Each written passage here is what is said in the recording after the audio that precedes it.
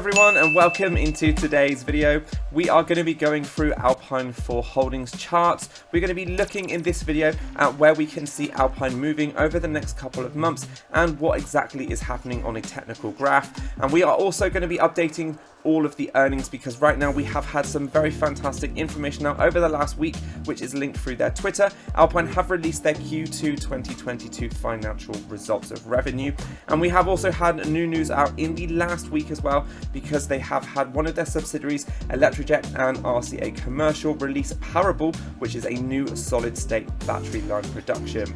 Now all of this is very exciting news, and they have actually linked all of this again through their Twitter page, so you can come on here and read through any of these articles. But essentially guys, this is very exciting because these lithium power cells are going to be used for everyday power applications, as you can see on here, and this is going to be a massive industry opportunity for them from one of their subsidiaries. And now this is extremely important if we link this to global sales of electrical vehicles, because ARK Invest predicts that over the next couple of years we are going to see a massive increase in electrical vehicles. And again, the global market of EVs, from what is about 6 million right now, is predicted to be somewhat of around 46 million over the next 4 years. And this is a massive opportunity for the subsidiaries potentially with Alpine 4, because if they get in with the right contracts, ARK Invest are actually predicting that lithium iron phosphate could take 47% of the battery market by 2026 for EV makers. Now, if we get some good contracts running, which is what Alpine 4 are trying to establish with these two subsidiaries, with Electrojet and RCA, then again, we could see some very good news coming out over the next 24 months. And as this moves through, guys, you are going to see this market share start to dominate in the electrical vehicle space, which is predicted by ARK to be in the tens of billions of dollars. So this is very good news moving forward. We have also had the earnings. So right now, if we come on to some of the earnings pages, we can see exactly what has been going on over the last few quarters. Now, just some inside information. I am not sponsored in any way by any company on YouTube, or nor am I a sponsor of Alpine 4. I'm just a fan of this stock. I have been buying and selling this stock since it came out on the open market over a few years ago. And once it did hit that NASDAQ, you guys know, if you have been following the channel for a while, that I absolutely loved this stock. I was buying and selling at the peaks and troughs every single time that we had those rises. Since then, it has sold off over the last year. The market has been in a very, very negative sentiment until recently. We have seen a few changes, but I do think that because of inventory shortages, which we are also going to talk about in this video, because that does relate to the earnings, you are going to see why this stock has been heavily suppressed over the last 12 months, along with most of the innovation and growth stocks in the market. Now, that doesn't mean that this is a bad stock, guys, because the earnings that have come out have been very, very good.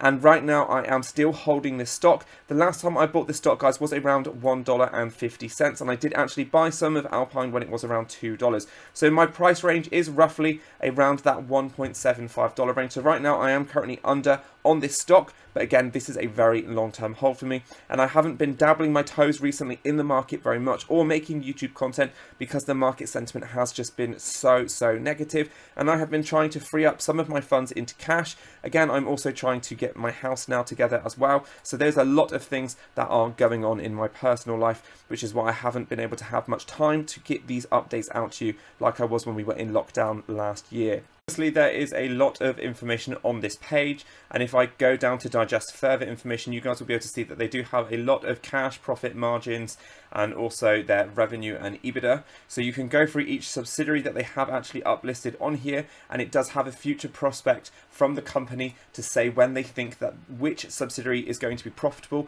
or scalable by what year and how much. So for example, on here it says that A4 Aerospace Defense, they are expecting the companies expects gross margins to rise by about 17.4% by 2023, and for the construction service holdings to return to profitability. So you can see that in each one of these, they have actually given a really positive outlook for all of their subsidiaries, which is fantastic. None of these companies over the next really year are going to be starting to lose money, but each company is rather either going to start breaking even or actually producing more and more revenue. And again, we can see that because they have so much information here, and you can see that each quarter the companies are growing anywhere between about 14 and 50%. So some fantastic information there we have got if you do want to digest down further on any of that. But if we come right to the top of the article, guys, we can see that Alpine 4 Holdings announces Q2 2022 financial results with revenue of 50.9 million for the first half of 2022. We've come such a long way from the days, guys, when Alpine 4 was making just a couple of million. So already this company is going, beyond where they were a few years back when we had first started talking about this company on YouTube, which is why I haven't sold off any of this stock. And I do still believe that the future and the power of Kent Wilson as a CEO, I know sometimes the transparency you guys want is a lot more than what they are able to offer right now in the market conditions, but right now they are doing very, very well. Consolidating revenues of 50.9 million, which is up 126% over Q2 of 2021. So already you can see there that is a massive, mind-blowing growth already in the company 1 year on. By the end of Q2 2022, the company had performer revenue for 2022 in excess of 100 million, shareholder equity of 70.6 million, up from 47 million in Q2 2021, and the total assets of 135.2 million, up from 94. So that way we can see that they are expanding their business, they're expanding their business models, they are constantly acquiring new subsidiaries and ways to improve each and every one of their subsidiaries, because they are now starting to map everything out and they are working together to get contracts and again use their technologies with each other, which is also really, really important. As Kent has stated before in some of his previous videos, they are like a family. They were able to not fire anyone during the pandemic, and they were really able to continue with that broad theme of investing into their future state subsidiaries. So Kent Wilson has said, the CEO, even though the current market conditions, as I was saying, do not necessarily represent the success Alpine 4 is currently having, the company is presently on the cusp of various breakthroughs, and that is subsidiary-wide that will propel the company into the future. Breakthroughs in our AX03 battery cells, which we've spoken about on some of our other videos, our solid-state battery-powered drones, US2 and G1, and in our electronics manufacturing will bring meaningful financial results to Alpine 4 in the coming years. And again, it says in Q2, Electrojet and Qualitative Circuit Assembly have begun working with our equipment suppliers to help facilitate our prototype solid-state batteries line that will be located in QCA's new production facility in Silicon Valley, California. There's some more interesting information here on Value Aerospace, which I'm not going to go into, but for Q2 2022, the Alpine 4 group of companies also continued our progress improvement strategy to grow our profit margins. So they're finally looking at how to get this company to profitability, accelerate our sales, orders, processes, and build free cash flow in several key sectors, including construction, service, manufacturing, and technologies. I think the main thing to take away with everything that has been released in the statement that Kent has said is that essentially the company is in a very strong place, and he says that the future has never been brighter. He says, actually, thank everyone for their continued support, and we have many wonderful and exciting things going on at Alpine 4. So again, they have so many of those little subsidiaries in very different industries, but each one of them is actually starting to ramp up their production scale, and they are working at getting contracts not only throughout the US, but again also now starting to think about potentially expanding globally into some other markets. They did have some supply chain issues, which we spoke about at the beginning of this video, along with a lot of other companies, since COVID made a massive backlog, and that pushed prices of steel up over 200%, which I think I read about somewhere down here, which was stated for the 6 months ended from June 30th. Construction services saw improvements in revenues, operating loss, and EBITDA, and the margin compression that occurred in 2021 and has continued into 2022 was primarily due to the steel prices increasing by 200%.